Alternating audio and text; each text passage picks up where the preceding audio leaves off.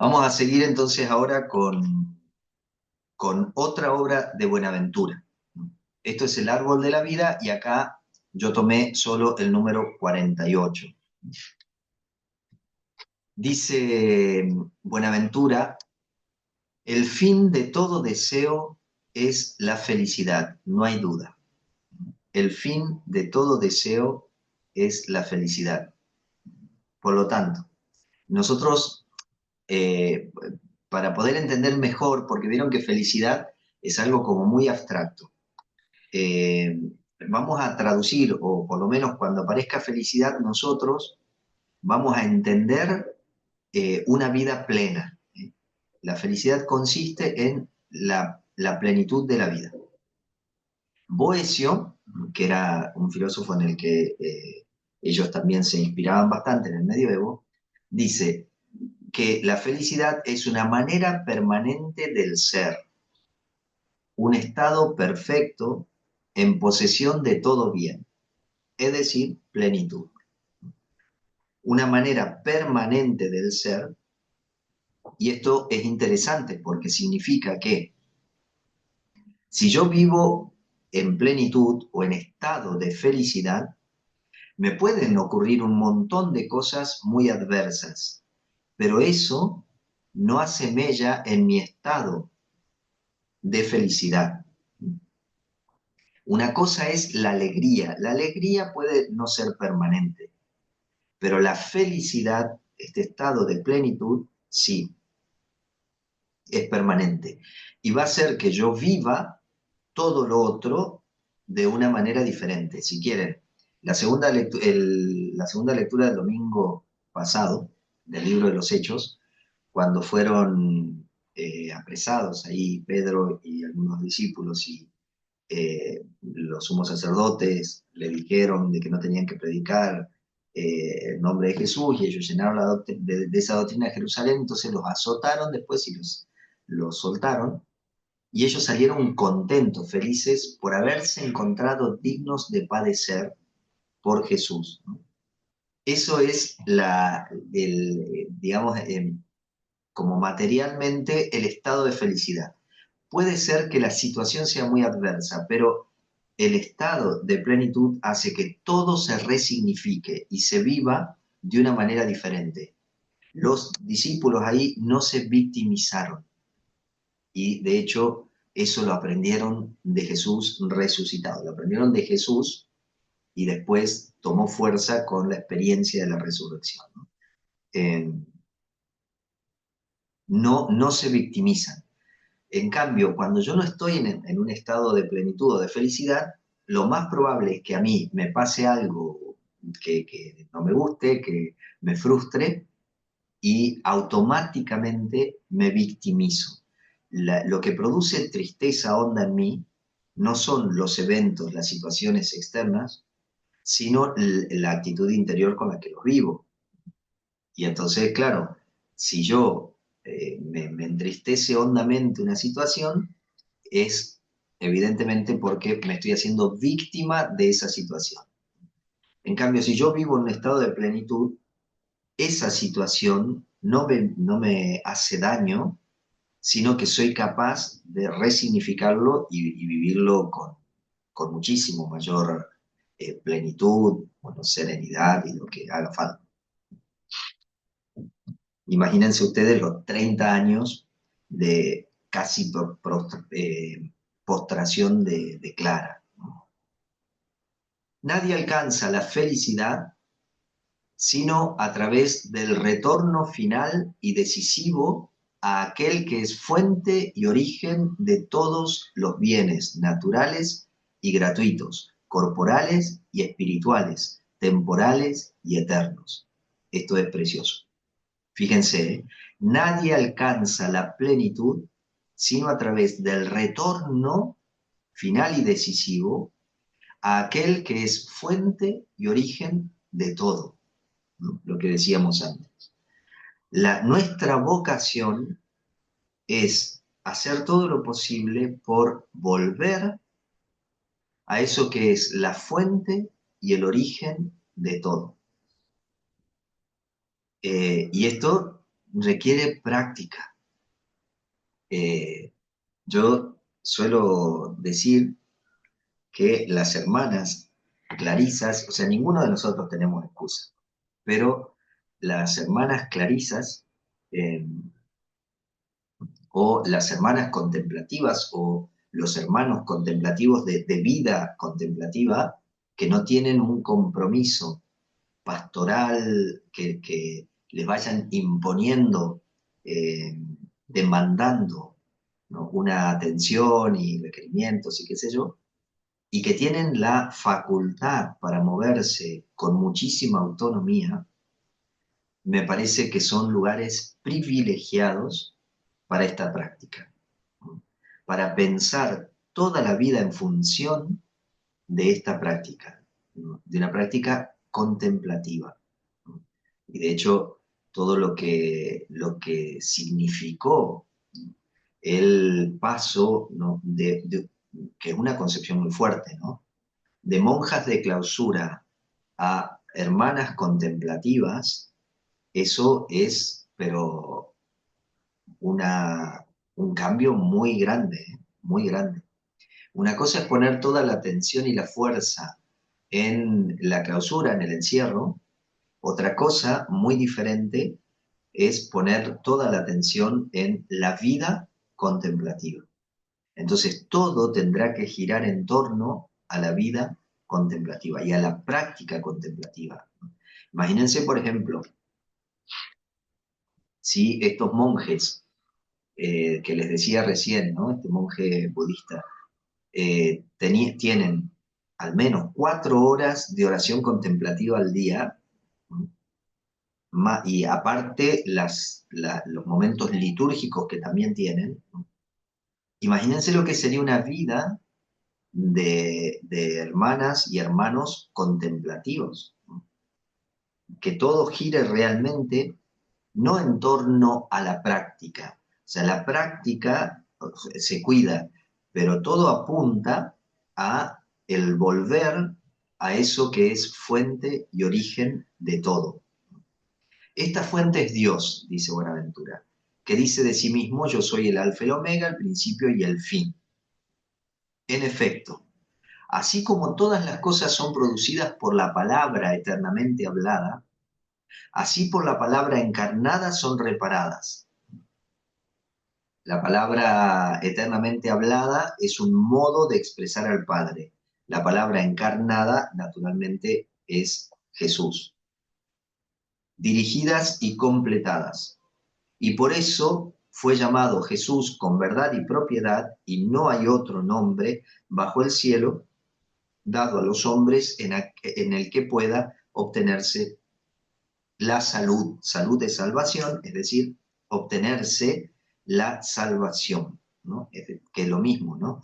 Felicidad, salvación y plenitud, nosotros lo vamos a tomar como sinónimos. Felicidad, salvación y plenitud. Hoy en día me parece a mí que hablar de plenitud libera al concepto de felicidad de ser algo muy banal y muy manoseado por todos. Si yo hablo de plenitud, la cosa se pone seria. Si hablo de felicidad, se puede confundir mucho con la alegría más superficial.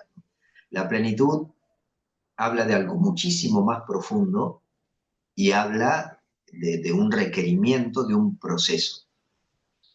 Y el tema de la salvación, o sea, cuando yo hablo de plenitud, ¿no?, me parece a mí que eh, libera al término salvación de una cuestión como muy venida desde arriba, ¿no? También la salvación es algo que se va produciendo en el proceso.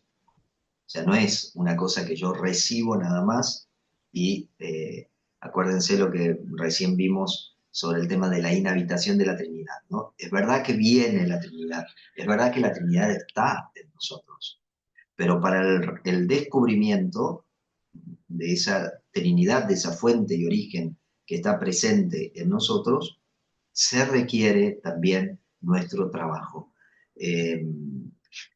con el celo de Agustín. El que te creó sin ti no te salvará sin ti. Es decir, aquel que la fuente y origen gratuita de toda tu existencia, la fuente y origen de toda tu existencia, no va a ser que esa fuente que hay en vos, ese fondo, se manifieste sin tu colaboración. O sea, nuestro trabajo no es que tenemos que hacer mérito para recibir algo, no, no.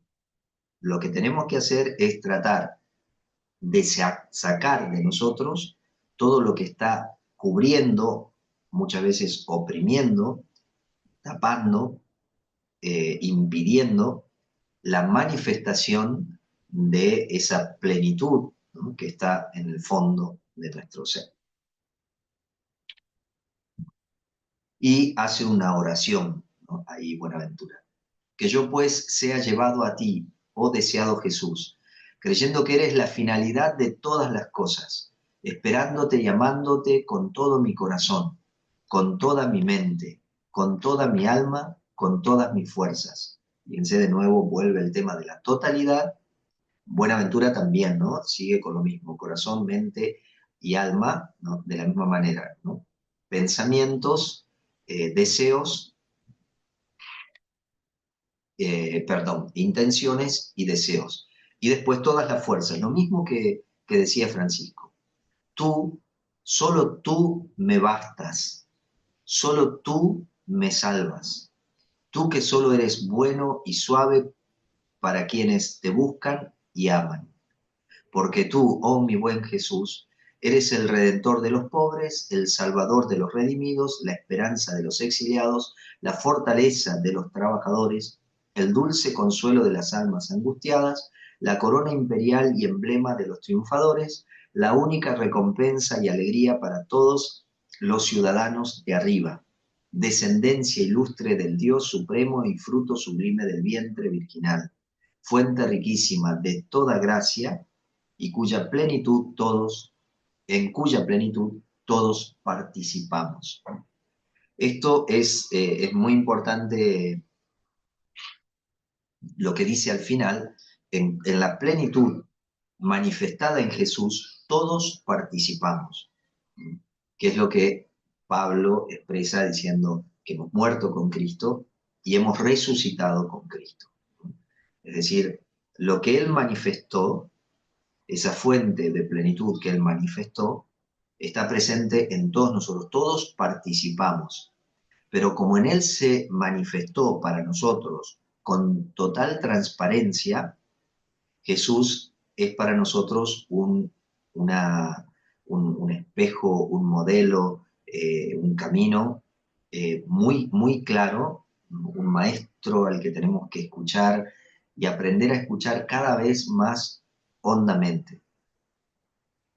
Como que las palabras de Jesús no nos dejen centrado en su persona, sino que nos lleven más allá. Acuérdense que Jesús nunca habló de Él, ¿no? Jesús siempre predicó el reino. Jesús predicó el reino.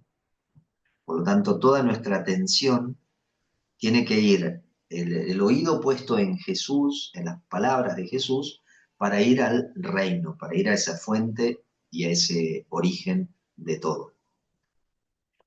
Y acá esto es la vida perfecta para religiosos, para religiosas, perdón, que es una obrita que vale la pena leer. Yo creo que se tiene que poder encontrar, ¿no?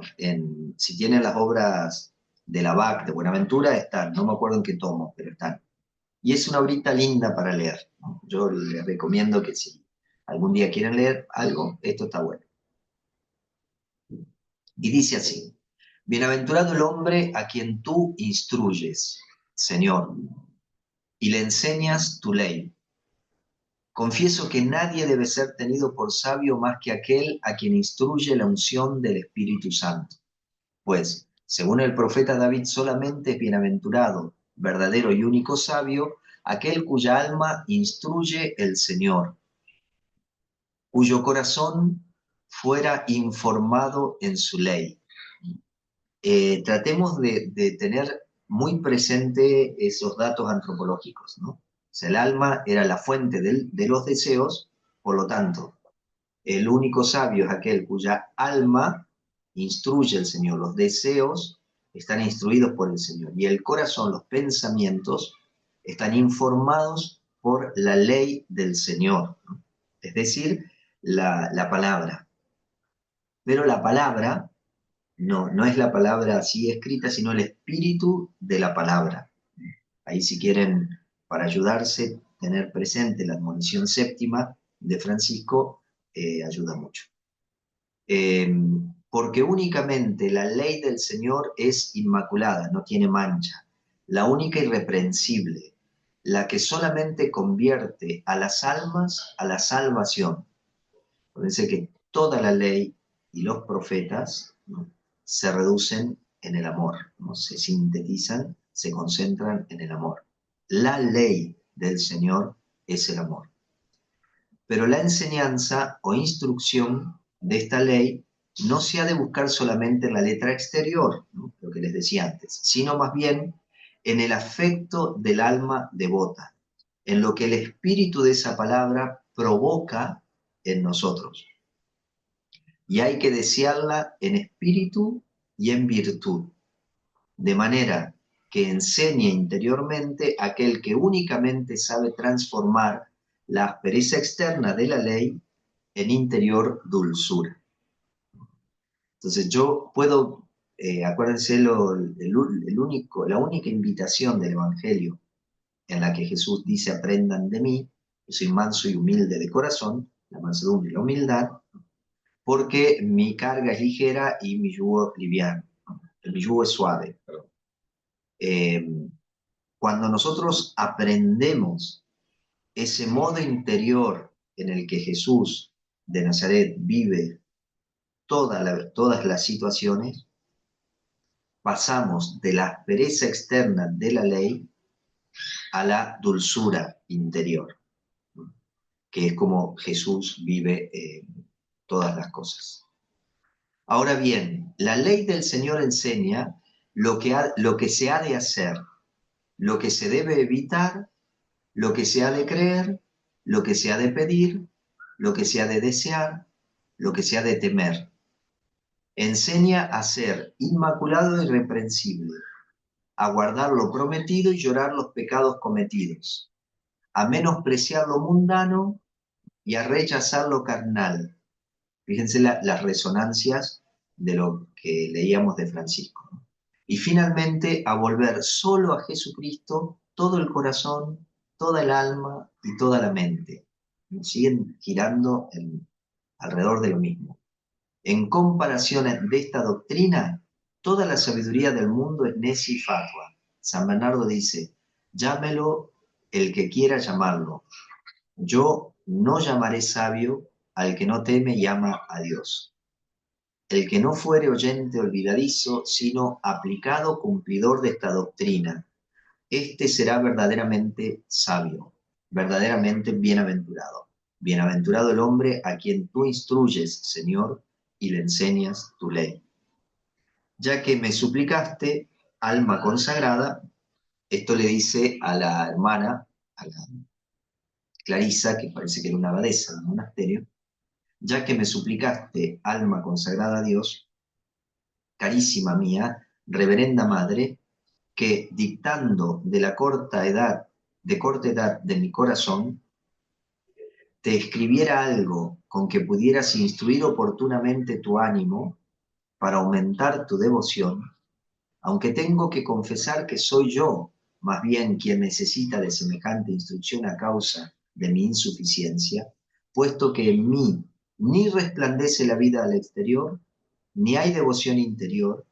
Me ayuda la ciencia, sin embargo, movido por el deseo de tu devoción. De tal modo, he olvidado yo con humildad, obedecido yo con humildad, como tú con encarecimiento no me lo pediste.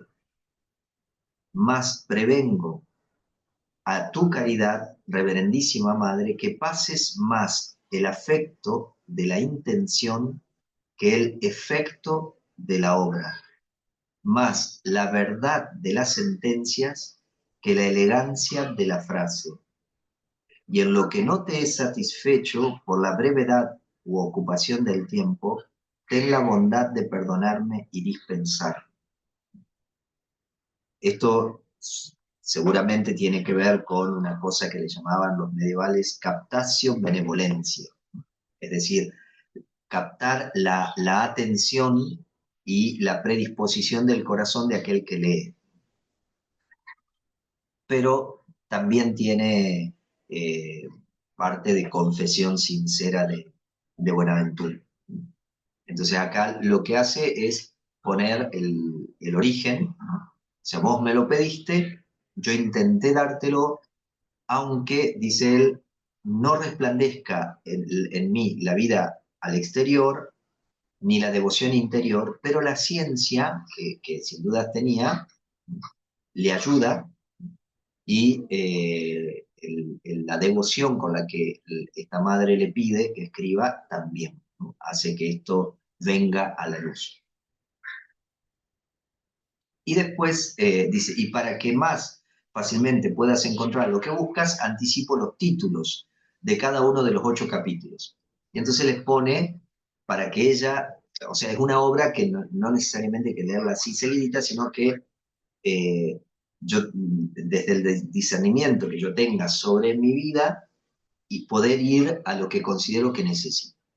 Entonces, de todas maneras, Buenaventura tiene, es muy lógico en su pensamiento.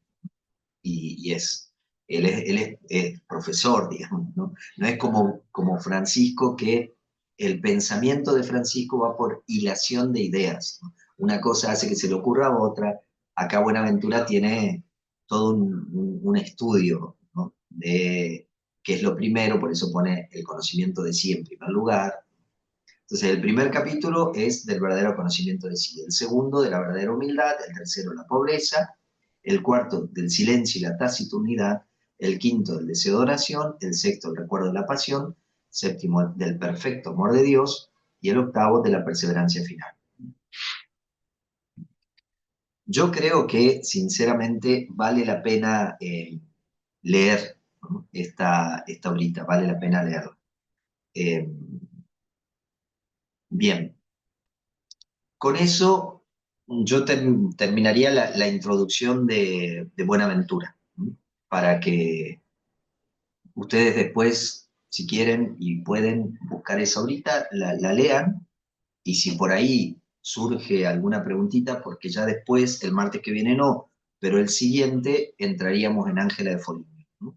Que sería lo último que yo compartiría, y ahí vamos a estar como 2 o 3 encuentros con ella. Eh, pero bueno, no sé si quieren compartir algo, si quieren preguntar algo ahora, si yo de vuelta de grabar. Y me parece interesante porque digo, qué increíble que estas cosas que el Vaticano II dijo de las otras tradiciones, nosotros no se las haya tenido en cuenta en todos estos años. Y a la gente que ha estado trabajando en diálogo interreligioso, como aprovechando lo que se puede recibir de otras tradiciones, se los ha mirado como bichos raros o peligrosos, ¿no? Cuando el Vaticano II bueno, y Nostra Aetate, ¿no? Hablan con tanta claridad de cómo acercarse, ¿no? Y qué cosas aprovechar de las otras tradiciones, y ahora está pasando, yo después les voy a pasar el videito ese de Javier y este monje budista, eh, porque es precioso cómo hablan, con la naturalidad con la que hablan, ¿no? De lo que está pasando hoy, ¿no? De cómo, sí, de lo que está surgiendo hoy. Y yo insisto, en que lo más significativo para la humanidad hoy, en todo lo que es religioso, ayer escuchaba también a la pasada a Pablo Dors, que decía, bueno, el próximo papa, ¿qué tendría que ser? ¿Cómo tendría que ser? Y entonces él decía que la humanidad espera de los representantes de lo sagrado que sean verdaderamente religiosos. Es decir, que manifiesten, dice el Papa Francisco, expresó con mucha claridad la dimensión social, ¿no? Y el compromiso social por la justicia del Evangelio. Se necesita también hablar con la misma claridad de la dimensión contemplativa y mística, decía él, de la vida cristiana. Y entonces yo creo que ahí, sinceramente, eh, todas las familias contemplativas hoy por hoy tienen, pero mucho, mucho para ofrecer. O sea, tienen para mí que pensar toda su vida desde la práctica contemplativa. Y me parece que eso después se transparenta, ¿no? Eso se ve, se nota. Y bueno, y a eso hay que naturalmente dedicarle, ¿no? Tiempo, atención de la mente, del corazón, del alma, como decía Francisco, claro, Buenaventura. Bien, entonces, Dios mediante, el martes próximo no nos vemos. Salvo que vean algún videíto mío, no me verán el martes próximo. Y el otro martes, sí, ahí sí nos encontraríamos para el otro martes. Si van surgiendo preguntas, comentarios, lo que sea, háganmelo llegar. ¿Eh?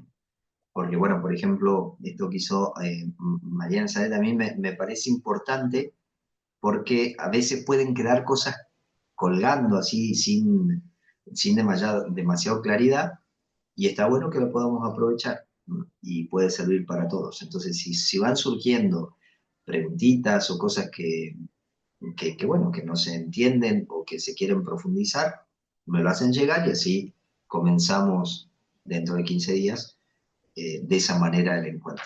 Y después largamos con Ángel.